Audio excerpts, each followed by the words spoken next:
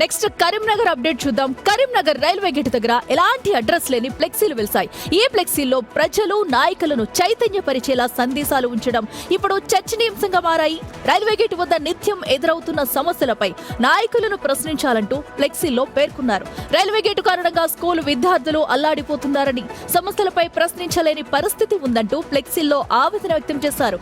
అందరికీ కనిపించేలా railway gate దగ్గర ఏర్పాటు చేసిన ఈ ఫ్లెక్సీలు స్థానికంగా హాట్ టాపిక్ గా మారాయి.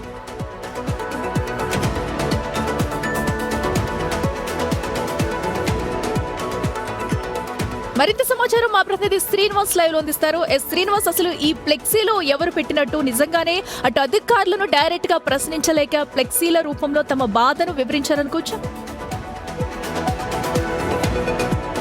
అఖిల, ఈ రోజు ఉదయం సమయం లోపల కరీంనగర్ రైల్వే గేట్ వద్ద ఒక ఫ్లెక్సీ వెలిసింది. అది అందరినీ కూడా ఆలోచింపజేస్తుంది. ముఖ్యంగా నిత్యం అక్కడ రైల్వే గేటు పడడం వల్ల చాలా వాహనాలు కూడా స్కూల్కి వచ్చేటువంటి విద్యార్థులు కావచ్చు, అదేవిధంగా హాస్పిటల్కి వచ్చేటువంటి పేషెంట్ కావచ్చు, చాలా మంది కూడా ఇబ్బందులు పడుతున్నారు. దీన్ని దృష్టిలో ఉంచుకొని ఇక్కడ ఎవరో ఒక అజ్ఞాత వ్యక్తి మాత్రం ఒక ఫ్లెక్సీని కట్టడం ఇప్పుడు అందరినీ కూడా ఆలోచింపజేస్తుంది. దాదాపుగా నాయకులు ప్రజలను చైతన్యపరిచే విధంగా ఆ ఫ్లెక్సీలు ఉండడం అయితే ఆలోచింపజేస్తుందని చెప్పుకోవచ్చు. ఎందుకంటే రైల్వే గేట్ వద్ద నిత్యం ప్రజలు చాలా మంది కూడా ఇబ్బందులు పడుతున్నారు. కానీ ఏ ప్రజాప్రతినిధి కానీ నాయకుడు కానీ పట్టింపు లేదు.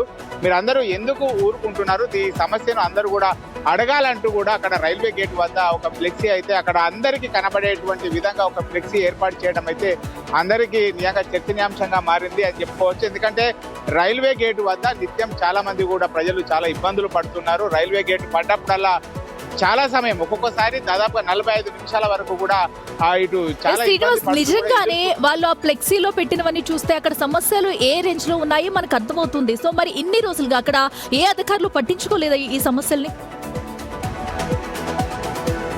చాలా రోజుల నుంచి కూడా ఇక్కడ సమస్య నిత్యం సమస్యల వలయంగా ఉన్నా కానీ ఏ నాయకుడు కానీ పట్టించుకోవడం లేదు. ఎందుకంటే రైల్వే ఓవర్ బ్రిడ్జ్ స్టార్ట్ చేసి దాదాపుగా 5 సంవత్సరాలు దాటిపోయింది. కానీ ఇప్పటి వరకు రైల్వే ఓవర్ బ్రిడ్జ్ ఎక్కడ కూడా మొత్తం రైల్వే గేటు పైనుంచి వెళ్ళిపోవడం వల్లనే ఈ సమస్య అక్కడనే ఉన్నటువంటి పరిస్థితి లోపల ఇప్పుడు ఒక గుర్తు తెలియని వ్యక్తి అక్కడ ఒక ఫ్లెక్సీని కట్టి నాయకులను ప్రశ్నించండి, సమస్యను చూస్తూ ఊరుకోవద్దు, నాయకులను అధికారులను ప్రశ్నించాలి అని చెప్పి అయితే ఒక ఫ్లెక్సీ వెళ్ళడం నిజంగా చర్చనీయాంశం మారింది. ఇప్పటికైనా రైల్వే ఓవర్ బ్రిడ్జ్ పనులు పూర్తి చేయాలి, రైల్వే గేట్ నుంచి ఇబ్బందులు తప్పించాలని చెప్పి అయితే జనాలు కోరుతున్నటువంటి సిచ్యువేషన్ అయితే అక్కడ కనబడుతుంది. అఖిల, రైట్ శ్రీనివాస్, అసలు అక్కడ ఉన్న ప్రాబ్లమ్స్ అన్ని కూడా ఫ్లెక్సీలో పెట్టడం మనం చూస్తున్నాము. అండ్ బిగ్ టీవీ కూడా వారికి అండగా ఉంటుంది. సో ఎందుకంటే శ్రీనివాస్, మీరు కూడా అక్కడికి వెళ్ళండి, వాళ్ళ సమస్యలు ఏంటో మీరు కూడా ఫాలో అప్ చేస్తూ ఉండండి. అధికారులు వచ్చి వీటిపై ఏదైతే క్లియర్ చేసేంత వరకు కూడా బిగ్ టీవీ కూడా